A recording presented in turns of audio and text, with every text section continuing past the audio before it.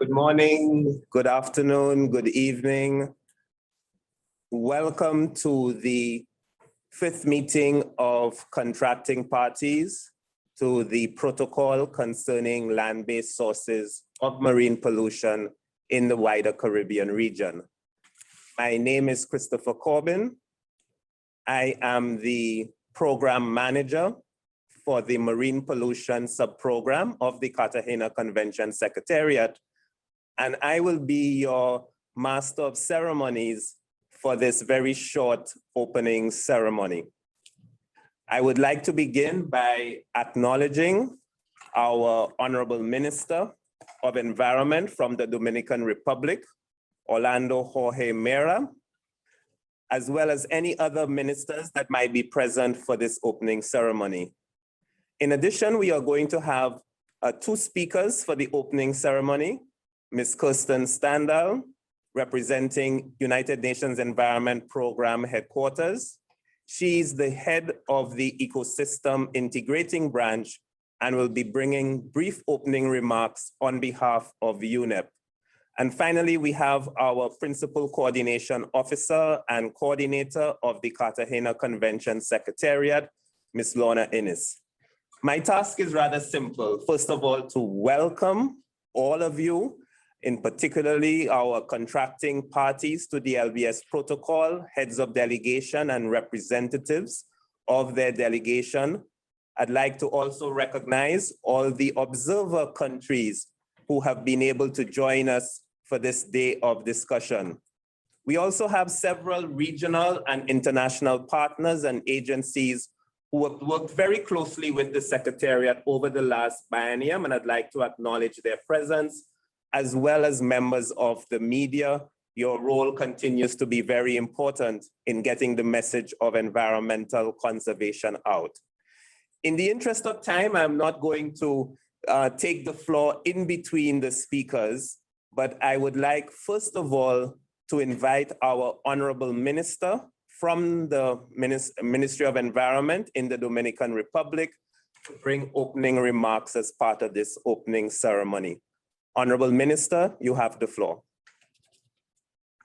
Distinguidos ministros de Estados, miembros del Convenio de Cartagena, que están presentes de manera virtual y sus respectivas delegaciones. Representante de la directora ejecutiva del PENUMA, señora Kerstin Stendahl. Oficial principal de coordinación de la Secretaría del Convenio de Cartagena, señora Lorna Inniss. Representante de gobiernos donantes y organismos internacionales. Miembros del equipo de país de la ONU en Jamaica. Organizaciones socias. Directores y personal de los centros de actividad regional. El equipo de la Secretaría. Invitados especiales. Damas y caballeros. Agradezco a la Secretaría del Convenio de Cartagena por brindarme la oportunidad de hacer breves comentarios en la apertura de la quinta conferencia de las partes contratantes del protocolo relativo a la contaminación procedente de fuentes y actividades terrestres, FTCM. El gobierno de la República Dominicana ratificó el protocolo FTCM en 2012 y ha sido parte contratante durante 23 años del Convenio de Cartagena, que sigue siendo el único acuerdo regional legalmente vinculante para la protección y el desarrollo sostenible de la gran región del Caribe, y el protocolo FTCM, el único acuerdo regional sobre contaminación marina. Nos sentimos honrados de haber servido como vicepresidente de la mesa directiva de las partes contratantes del protocolo e instamos a todos los países de la región que aún no lo han ratificado a que lo hagan lo antes posible. Solo mediante una acción conjunta, coordinada, podremos abordar el problema de la contaminación marina en la región. La República Dominicana ha apoyado activamente el trabajo del convenio y el protocolo FTCM y nos hemos beneficiado de varios proyectos implementados a través de la Secretaría. Estos incluyen los proyectos financiados por el Fondo para el Medio Ambiente Mundial sobre la integración de la gestión de cuencas y áreas costeras, la integración de la gestión del agua, la tierra y los ecosistemas en los pequeños estados insulares en desarrollo del Caribe, y más recientemente el proyecto CREW más sobre la gestión del agua y las aguas residuales, que continúan para apoyar nuestros esfuerzos nacionales para abordar la contaminación marina. Hemos contribuido con datos sobre la calidad del agua al primer informe regional sobre el estado de la contaminación marina y más recientemente a la estrategia regional de reducción de la contaminación por nutrientes. Sin embargo, al igual que muchas islas pequeñas, enfrentamos graves desafíos de capacidad para mantener estos programas de monitoreo. Por lo tanto, alentamos a la Secretaría a que continúe sus esfuerzos para movilizar recursos financieros y técnicos que puedan respaldar los programas nacionales de monitoreo mediante la capacitación y la mejora de la capacidad de laboratorio. Si bien continuamos enfocándonos en las principales fuentes de contaminación, industria, aguas residuales y desechos sólidos, también reconocemos la importancia de problemas emergentes como los microplásticos y el mercurio. A medida que respondemos estos nuevos desafíos, esperamos un mayor apoyo técnico a los centros de actividad regional de FTCM en Cuba y Trinidad y Tobago. Nuestros países tienen enormes oportunidades en el océano. Al utilizar los principios y prácticas de la economía azul sostenible, los Estados miembros de la región del Gran Caribe podrían impulsar su crecimiento económico, abordar el desempleo, la inseguridad alimentaria y la pobreza. Pero tenemos mucho que perder con la degradación de los recursos marinos. Necesitamos, por tanto, equilibrar el crecimiento y la recuperación económica con la sostenibilidad, utilizar los recursos de nuestro océano generando un daño mínimo y, cuando sea posible, un beneficio máximo para el medio ambiente. El gobierno de la República Dominicana apoya plenamente la incorporación de la economía azul sostenible al trabajo de la Secretaría y tenemos la intención de participar plenamente en las negociaciones sobre este tema. Esperamos cooperar y discutir con otros estados miembros para tener una COP productiva que ayude a nuestra región a asegurar un futuro más sostenible. Deseo terminar con algunas de nuestras principales políticas, proyectos y actividades recientes en apoyo de las obligaciones de la República Dominicana bajo el protocolo FTCM, como son la promulgación de la Ley 225-20 General de Gestión Integral y Coprocesamiento de Residuos de la República Dominicana y su reglamento de aplicación, la regulación para control y seguimiento de calidad de agua y calidad de aire en el marco de vulnerabilidad y adaptación al cambio climático bajo preparación a través del Green Climate Fund, la ley número 4418 que establece pagos por servicios ambientales de fecha 31 de agosto de 2018, la propuesta de ley sectorial de la zona costero marina y sus recursos en proceso de remisión al Senado, que integrará, entre otras cosas, la figura de economía azul. Asimismo, nos encontramos inmersos en el proceso de reglamentación del Convenio Internacional para prevenir la contaminación por los buques, Convenio Marpol, y elaborando el Plan Nacional de Contingencia contra derrames de hidrocarburos en apoyo al protocolo relativo a la cooperación para combatir los derrames de hidrocarburos en la región del Gran Caribe. Finalmente, agradecemos el apoyo brindado desde la estrategia del Convenio de Cartagena para que la República Dominicana siga avanzando en el fortalecimiento de las capacidades técnicas institucionales para hacer frente a la contaminación marina e instamos a los Estados miembros a que continúen participando activamente para el fortalecimiento de la Secretaría y efectivo cumplimiento del convenio. Muchas gracias.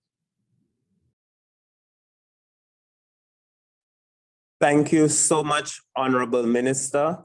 And we do appreciate the time you have been able to spend to deliver those very important opening remarks to the meeting.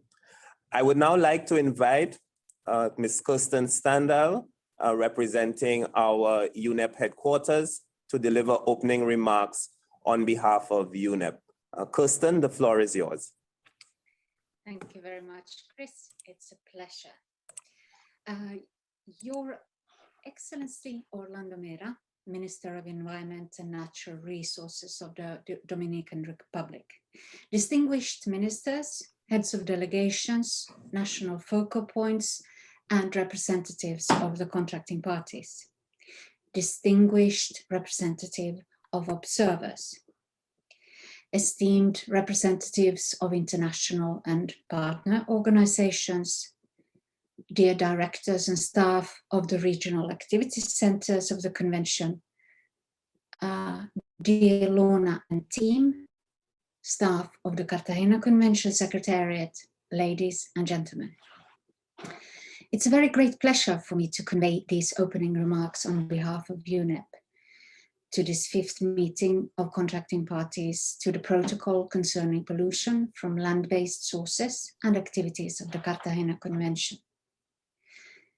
This is the first of 3 intergovernmental meetings of the Cartagena Convention being held this week, and we look forward to fruitful deliberations and successful outcomes. Let me also express sincere appreciation and gratitude to the Government of Barbados as our virtual host of this meeting. This has been a challenging biennium for parties to the Cartagena Convention, and indeed for us all, as we continue to tackle the negative impacts of climate change, pollution of our air, oceans and land, biodiversity loss, and their devastating economic, environmental and social consequences, further aggravated by the COVID-19 pandemic. For a region like the wider Caribbean, with its high vulnerability to disasters and significant dependence on tourism, those challenges have been further compounded by hurricanes, volcanic eruptions, floods and drought, and our thoughts go to those who have fallen victims to these. Notwithstanding these challenges, I'm very encouraged by parties' continued and collective action to implement the Cartagena Convention and its LBS Protocol. These actions include prioritizing and improving the management of the use of coastal and marine resources, including through pollution prevention, responding to emerging and new pollution threats, and taking advantage of opportunities through new projects and partnerships with research and academic institutions, non-governmental organizations, private sector, and development banks.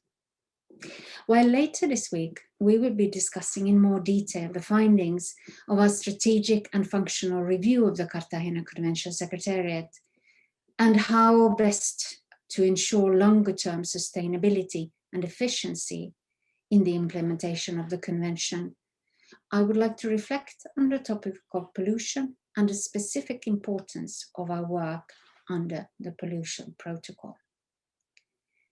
When the LBS Protocol was signed in 1999, it was the first regional legally binding agreement on marine pollution to be developed following the 1995 meeting in Washington, D.C.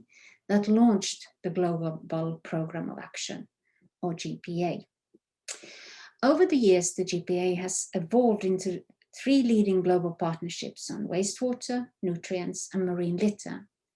Your work in the region has been an integral part of that growth, and I am pleased about the extent of continued collaboration reflected in your 2021-22 draft work plan with a focus on these priority pollutants.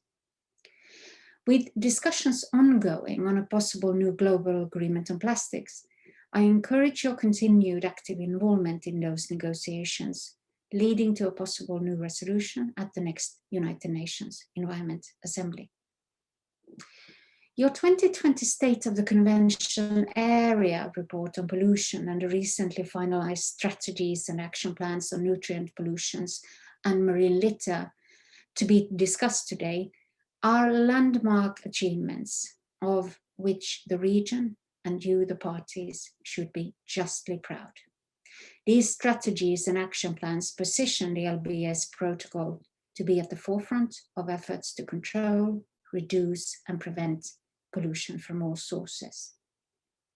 The ongoing efforts by parties to integrate biodiversity and pollution work under the SPOR and LBS protocols also demonstrate your approach to the implementation of our new program of work. While we have to confront new pollution issues such as microplastics and ocean acidification, we also have new opportunities through ecosystem-based management, circular economy, and nature-based approaches. we must focus our efforts more upstream and on effective enforcement and less on end-of-pipe solutions. Despite the continued challenges posed by lack of resources, there are many lessons learned, best practices and innovations that you have from national, sub-regional and regional efforts to address pollution. We are committed in our turn to help profile and share these at the global level so others can learn from your experiences and successes. Pollution, as many of you are aware, is one of the 3 work pillars in our new UNEP medium-term strategy for the years 2022 to 2025. In implementing our next program of work, there will be increased integration among the work of our 18 regional SEAS programs, and we look forward to working more closely with you in this effort. In thanking Lorna and the Secretariat for your good preparation for this meeting, let me also assure the parties and the participants to this meeting that we, the Secretariat staff and UNEP headquarter colleagues, will do our utmost to service you and facilitate your deliberations today and in this week's meetings. I wish you all collegial and a successful meeting. Thank you. Thank you so much, Kerstin, and thanks for both for your greetings, but also for your assurance of support. And as a MC, I would also like to express our appreciation for all of the support you have provided. I would now like to hand over to our Principal Coordination Officer and Head of the Cartagena Convention Secretariat, Ms. Lorna Inniss, to also deliver some opening remarks. Lorna, the floor is yours. Thank you very much, Mr. Chair.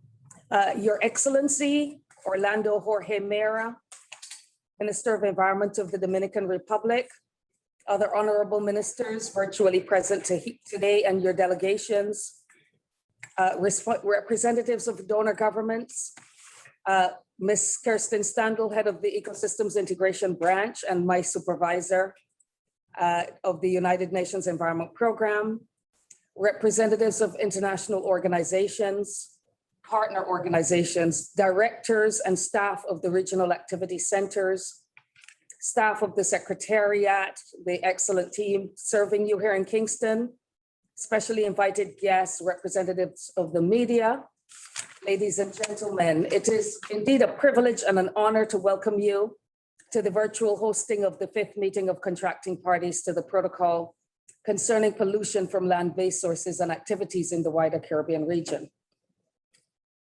I express our heartfelt appreciation and I join Kerstin in thanking the government and people of Barbados for agreeing to host this virtual meeting and working tirelessly with us to accommodate all its requirements.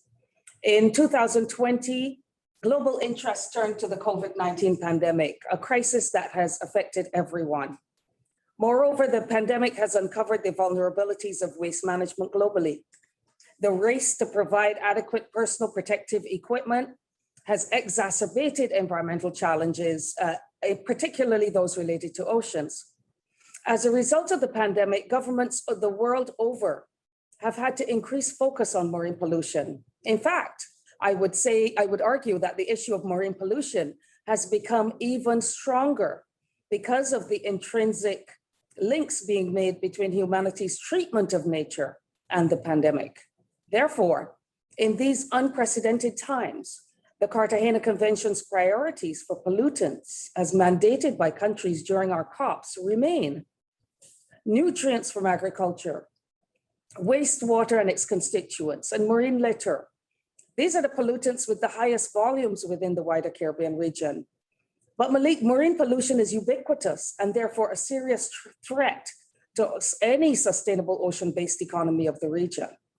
And in that regard, the advantage of the Cartagena Convention framework is really the nexus of science and policy, where the Secretariat tracks the science on the one hand, while on the other hand, supporting countries through programs with policy development and implementation. The urgency of these issues is only increasing. Therefore, the voices of our contracting parties are critical, especially during this Conference of Parties on Marine Pollution, to fast track noble intentions which generate the responses needed for the region. I urge you all to carefully review the key regional strategies for marine pollution which will be tabled, as well as ensure that the work plan and budget for 2021-2022 is in tandem with the Secretariat's role. A well-calibrated work plan and budget will allow the Secretariat and parties to proffer a blueprint for the region that is integrated and is a response to the marine pollution that we're seeing and the sustainable development of our marine space. With the continued commitment and support of the Bureau and our contracting parties, the Secretariat has made considerable progress during the past biennium, despite the pandemic. We have produced landmark reports on the state of the Cartagena Convention area and state of marine habitats, as well as regional strategies on nutrient pollution and marine habitats. Thanks to financial support from Environment and Climate Change Canada, we now have a regional marine litter management strategy, developed through our Caribbean node for marine litter. And this will help the region to greater coordinate efforts to achieve targets under our regional action plan for marine litter and the global partnership. Our efforts to address wastewater and wastewater management is evidenced in the Jeff Crew Plus project, which is being implemented in 18 of our countries of the wider Caribbean. Under the United Nations Human Security Trust Fund project in Jamaica, we have continued efforts to improve environmental health and water security within targeted communities. And these demonstration projects we're finding really set the stage for wider engagement and implementation of the strategies identified at the regional level. Through the UNDP Jeff CLME Plus project, we also had demonstration sub-projects on habitat degradation, pollution, ecosystems-based management in Guyana, Suriname, and Trinidad and Tobago. Our work under this project also emphasizes the continued integration and collaboration within the SPAW program. The ACP MEA Phase 3 project, capacity building related to multilateral environmental agreements in Africa, Caribbean, and Pacific countries, is another example of the integration between our SPAW and LBS sub-programs. Through this project, we will be able to provide capacity building and to support to you, our member states, to assist with the ratification process of the convention and its protocols. And we urge you to make the requests as soon as possible in order to access the support that is available for these ratifications. If you look at the flags next to me on the screen, you will note that the flags within the box that are the flags of the LBS protocol, and those outside the box are almost equal. And I think it would be very, very nice to have all of the flags within the box as soon as possible. Perhaps that could be our goal between countries and parties during this biennium to ensure full ratification of the LBS protocol. Finally, thanks to the government of Germany, we have been able to develop a project proposal on plastic pollution and marine litter management. The government of Sweden also generously provided financial resources which support the development of a case study on the use of nature-based solutions in wastewater management. And this support also facilitated capacity building on ballast water management and invasive species, which was delivered by RAC Rempetek Caribe. However, similar to other activities within the Secretariat, the issue of funding is a constant concern. As many of you would recall, this was addressed and is being addressed in the recent strategic and functional review of the Secretariat. If we are to continue making progress in the region and strengthen environmental governance for the benefit of our peoples, then we need your support. I therefore urge member states to renew your commitment to the work of the Secretariat and ensure consistent and early payments to the Caribbean Trust Fund. We recognize that countries are for the most part on track to rebuilding and recovering from the economic downturn caused by the pandemic. But even as national priorities are redefined and plans are restructured, we urge you to incorporate solutions to environmental challenges into your COVID-19 responses.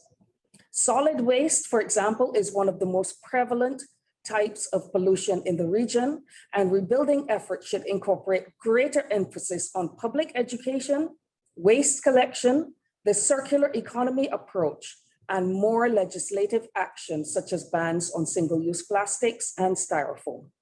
We stand ready to assist you in developing the appropriate approaches to addressing your national needs. I want to assure you that the Secretariat of the Cartagena Convention stands ready to offer whatever technical support is needed in this fight.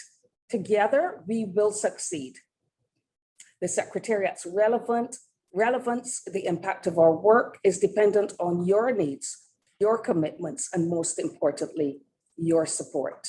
Mr. Chair, let me once again close by once again extending a warm welcome to all of our contracting parties and encourage you, if you have not already joined the movement in reducing marine pollution by ratifying or acceding to the LBS Protocol, please do so as quickly as possible. There are no disadvantages to this commitment.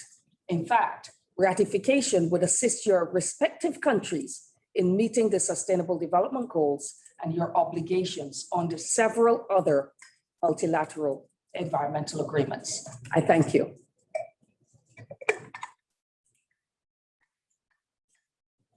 Thank you so much, Lorna. And I would like to, as the MC, to express our appreciation to all of the three presenters during this rather short opening ceremony. This brings to an end the opening ceremony for the meeting. We would take probably just a 1-minute break as we move into the formal part of the opening of the meeting, including the establishment of a quorum, as well as the election of officers. So again, thank you so much to the opening speakers, and we will resume in just about 60 seconds. Thank you so much.